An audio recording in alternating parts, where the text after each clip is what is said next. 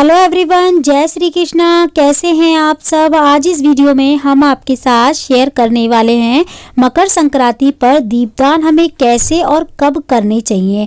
मकर संक्रांति पर कितने दीपदान करने चाहिए, कैसे कहां कहां करने चाहिए। अगर कोई जगह हमको नहीं मिलती है या कोई वृक्ष नहीं मिलता है तो हम क्या करें, कहां दीपदान करें। तो फ्रेंड्स, मकर संक्रांति के साथ साथ देखिए बहुत सारे ऐसे पर्व आते हैं जब हम दीपदान करते हैं, जैसे कार्तिक का महीना, तो इससे हमें बहुत शुभ फल की प्राप्ति होती है। जैसे हम मकर संक्रांति पे खिचड़ी दान करते हैं, कंबल दान करते हैं, वैसे ही दीपदान करने का भी महत्व बताया गया है। मकर संक्रांति वाले दिन दीपदान करना बहुत शुभ होता है।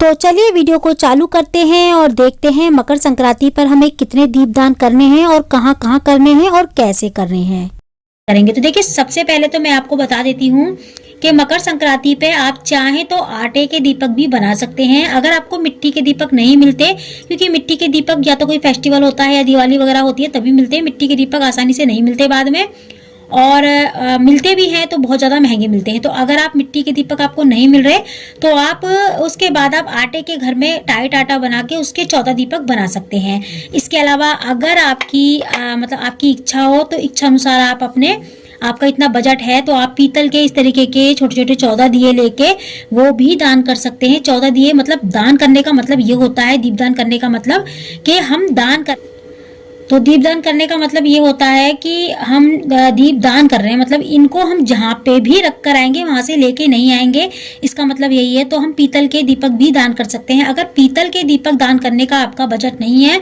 तो आप फिर जो स्टील के दीपक आते हैं ना, इस तरीके के स्टील के दीपक, आप वो भी ले सकते हैं। पीतल, स्टील या फिर आप मिट्टी के दीपक भी ले सकते हैं और या फिर आप आटे के दीपक भी ले सकते हैं। तो अभी मैं फिलहाल आपको ये जो है ना मिट्टी के दीपक दिखा रही हूँ कि मिट्टी के दीपक अगर आप जलाएंगे तो मिट्टी के दीपक आपको कैसे और कहाँ कहाँ जलाने हैं। तो मिट्टी के दीपक हमें जो है ना कब जलाने होते हैं। सबसे पहले तो देखिए, आप सुबह सुबह इस दीपक को जलाइए अंधेरे में, या फिर आप शाम को जलाइए जब सूरज ढलता है हल्का हल्का, प्रदोष काल में इस दीपक को आप जला सकते हैं। ये संक्रांत वाले दिन जलाना चाहिए हमको। संक्रांत वाले दिन दीपदान करने का भी महत्व बताया गया है। तो मिट्टी के दीपक को पहले हम भिगो लेंगे, भिगो के साफ कर लेंगे, और दीपक नए होने चाहिए, पुराने नहीं होने चाहिए। अभी मैं खाली आपको दिखाने के लिए वीडियो बना रही हूँ, आपको बताने के लिए, इसलिए मैंने पुराने दीपक भी इसमें रख लिए हैं, वरना आपको कोरे दीपक ही लेने हैं, रखे हुए दीपक नहीं लेने। आपको लगे कि दिवाली के दीपक पड़े हैं तो हम वो यूज करें दीपक लेने, वो तो बिल्कुल नहीं लेने, आपको कोरे दीपक लेने हैं। ये सिर्फ मैं दिखा रही हूँ, इसीलिए मैंने ये पुराने दीपक ले लिए हैं। तो देखिए, दीपक लेने के बाद आपको क्या करना है, आप गोल बाती भी ले सकते हैं, लंबी बाती भी ले सकते हैं, वो आपके अकॉर्डिंग है। तेल आपको कौन सा यूज करना है, तिल का तेल ही आपको यूज करना है। और तिल का तेल आपको इसलिए यूज करना है क्योंकि जो है ना मकर संक्रांति पे तिल का बहुत ज्यादा महत्व बताया गया है। तिल का दान भी होता है, तिल चटकाए भी जाते हैं, तिल का भोग भी लगाया जाता है भगवान को, और तिल के लड्डू बना के उसका प्रसाद भी बांटा जाता है। इसीलिए हम तिल के ही दीपक जो है ना जो जलाएंगे वो तिल के तेल से ही जलाएंगे दीपक।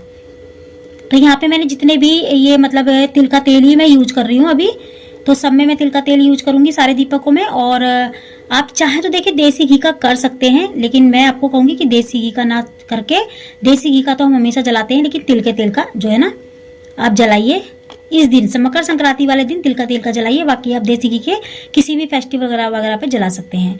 तो ये सारे दीपक मैं इसमें लगा लूंगी। जो है ना मैंने बाती जो भिगो के रखी हैं, इसमें हमें अलग से भी तेल डालना है। ये नहीं है कि हमने सिर्फ बातियां भिगो दी और तेल डाल दिया, उसके बाद हमें तेल डालने की जरूरत नहीं है। तेल इतना डाल दीजिए, कम से कम आधा पौन घंटा हमारा दीपक जलना चाहिए, इतना तेल तो कम से कम होना ही चाहिए दीपकों में। तो अभी तो सिर्फ मैं एक वीडियो बना रही हूँ, डेमो वीडियो, तो उसमें मैं ज़्यादा कुछ नहीं डाल रही, ज़्यादा तेल वगैरह नहीं डाल रही, सिंपल सी ही बना रही हूँ। लेकिन आप जब जलाएं तो आपको तेल इतना डालना है दियों में, कम से कम आधा पौन घंटा आपके दीपक जो है ना जले सारे। तो यहाँ पे 14 दीपक हमारे तैयार हो गए हैं। मैं थोड़ा थोड़ा और डाल देती हूँ इसमें।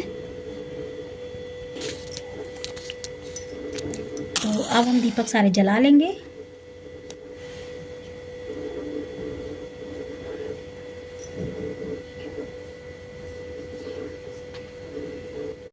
तो हमने 14 दीपक लिए हैं और 14 ही दीपक हमने जला लिए हैं। अब इसके बाद हम दीपक का पूजन करेंगे।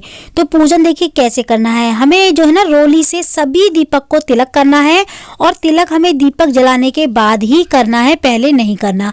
तो दीपक जब हम जला लेते हैं उसके बाद ही हमें दीपक का पूजन करना होता है। सभी दीपक पे हम तिलक कर लेंगे रोली का और थोड़े थोड़े से तिल डाल देंगे सभी दीपक पे। तो तिल हम इसीलिए डाल रहे हैं क्योंकि हम भोग भी लगा रहे हैं, क्योंकि ये हम दीप दान कर रहे हैं। एक दीपक हम जलाते हैं डेली में जो घर में होता है वो दीपक अलग होता है, जो हम दीप दान करते हैं वो अलग होते हैं। तो उनको हमें पूज के अच्छे से तभी हमें जो है ना दान करके आने चाहिए दीप दान। तो सभी दीपक में हम थोड़े थोड़े दाने जो है ना तिल के भी डाल लेंगे, चावल के नहीं डालने, तिल के डालने हैं। और इन्हीं दीपक के साथ हम कुछ दक्षिणा रख लेंगे। दक्षिणा के बिना आप दीपदान बिल्कुल ना करें। कुछ भी दक्षिणा रखे, चाहे 11 रुपये, 21 रुपये, 51 रुपये, आप दक्षिणा ये रख ले। दक्षिणा आपको ये मंदिर में दान करके आनी है। जो दीपक आप जब मंदिर में जलाने जाए ना, लास्ट दीपक जब आप रह जाए वो मंदिर में जलाने जब आप जाएंगे तो ये दक्षिणा वहीं मंदिर में दान करके आ जाएंगे। सीधे हाथ में हमें थोड़ा सा जल लेके इस तरीके से 2 बार हमें वारना है दीपक के चारों ओर। दीपक को हमें ना मिनसना जरूर है। इस तरीके से देखिए मैं जैसे कर रही हूँ, थोड़ा सा हाथ में जल लेके और 2 बार मैंने इस तरीके से जल को चारों ओर दीपक के फेरा है। उसके बाद मैंने पूज लिया है। तो दीपक का पूजन कर लिया है। मैं फिर से बता देती हूँ, दीपक को पूजे बिना बिल्कुल दान ना करें। पहले दीपक का पूजन करें, उसके बाद ही दान करें। अब हमें ये 14 दीपक कहाँ कहाँ दान कर रहे हैं चलिए मैं बताती हूँ। देखिए अगर आप पीतल के दीपक दान कर रहे हैं ना, ये तो आप पीतल के दीपक तो देखिए आप वहीं पे छोड़ कर आएंगे जहाँ पे आप रख कर आए हैं, लेके नहीं आने हैं। अगर आपने घर के मंदिर में दीपक ये दान किए हैं, जैसे घर के मंदिर में जब आप दीपक रखेंगे तो घर के मंदिर वाले दीपक जो होंगे ना, 14 में से जो 2 दीपक आप घर में रखेंगे, जितने भी दीपक आप घर में रखें वो दीपक आपको बाद में मंदिर में दान करके आने हैं, मंदिर में छोड़ के आ जाने हैं। वो दीपक आपको घर में नहीं रखने। जो आप अपने घर में दीप दान कर रहे हैं, मतलब घर में जो दीपक जला रहे हैं, जैसे तुलसी के पास, मंदिर में, घर की दहली पे भी दीपक जलाए जाते हैं, तो वो दीपक आपको मंदिर में रख के आने हैं, घर में नहीं रखने। तो 14 दीपक में से पहला दीपक हम अपने घर के मंदिर में लगाएंगे। तो सबसे पहला दीपक लगेगा हमारे घर के मंदिर में, जो भी हमारे देवी देवता हैं सभी के सामने एक दीपक लगाएंगे। उसके बाद दूसरा दीपक हमें लगाना है गौ माता के सामने। तो देखिए अगर आपके घर के आसपास कोई गौ माता को रखता है, गौ माता की सेवा करता है, तो उसके खूंटे के पास रख कर आए, लेकिन सेफ्टी से, गाय को कोई नुकसान ना हो। और अगर आपके घर के आसपास गाय नहीं है तो गौशाला है आसपास, तो गौशाला में एक दीपक लगा के आ जाए। गौशाला भी नहीं है तो अपने घर की जो गाय होती है ना मंदिर में, जो हम गाय रखते हैं, तो अगर आपके घर के मंदिर में गौ माता हैं तो आप उनके आगे भी दीपक लगा सकते हैं गौशाला के नाम से। तो ये 4 दीपक हो गए। इसके बाद हम 5वां दीपक जो जलाएंगे वो जलाएंगे अपनी छत पे बीचों बीच खुले आकाश में। तो एक दीपक हमें खुले आकाश में लगाना है, ये हो गया 5वां दीपक। और जो छठा दीपक हम लगाएंगे वो लगाएंगे अपने पितरों के नाम का। तो एक दीपक हमें दक्षिण दिशा की तरफ पितरों के नाम का लगाना है, तो ये हो गया छठा दीपक, ठीक है। और 7वां दीपक हम लगाएंगे एक समी के पेड़ के पास। देखिए समी का पेड़ हमेशा घर से बाहर होता है, बाहर ही रखते हैं सब, तो समी के पेड़ के पास एक दीपक लगा दे। और अगर आपके घर के आसपास समी का पेड़ नहीं है तो पीपल के पेड़ के पास या तुलसी के पेड़ के पास उसके नाम का दीपक लगा सकते हैं। 8वां और 9वां दीपक हम लगाएंगे अपने घर की दहलीज पे। तो दहलीज पे हमें दोनों साइड दीपक रखना है, जैसे कि मैंने रखे हैं, दोनों साइड एक दीपक रख दिया है।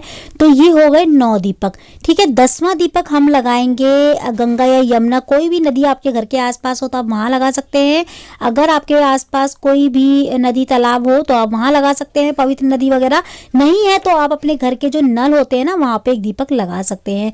तो ये हो गया 10वां दीपक। एक दीपक हम लगाएंगे अपने गैस चूल्हे के पास, तो ये हो गया 11वां दीपक। तो 11वां दीपक जब आप गैस चूल्हे के पास लगाएंगे तो वहाँ पे आपको साफ सफाई रखनी है बिल्कुल। उसके बाद एक दीपक वहाँ पे लगा दें, थोड़ा सेफ्टी से लगाएं, बस गैस वगैरह ऑफ हो अच्छे से तभी लगाएं उस दीपक को। तो ये हो गया 11वां दीपक।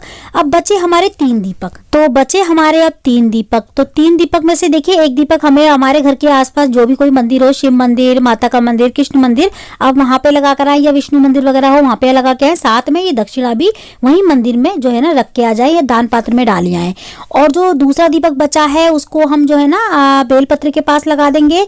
तीसरा दीपक हम पीपल या बरगद किसी भी पेड़ के पास लगा सकते हैं। तो ये हो गए हमारे दीपदान। 14 दीपदान हमें कहाँ कहाँ करने हैं मैंने सारी जगहें आपको बता दी हैं।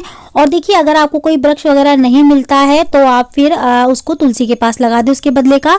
और देखिए ये 14 दीपदान जो आप घर में कर रहे हैं उन दीपकों को आप बाहर पीपल वगैरह के पास रख के आ जाएंगे। पीतल के हैं तो मंदिर में रख के आ जाएंगे, घर में नहीं रखना आपको एक भी दीपक। तो जितने भी आपके घर के आसपास पूजनीय पेड़ हों, पौधे हों, आप वहाँ एक एक दीपक लगा सकते हैं।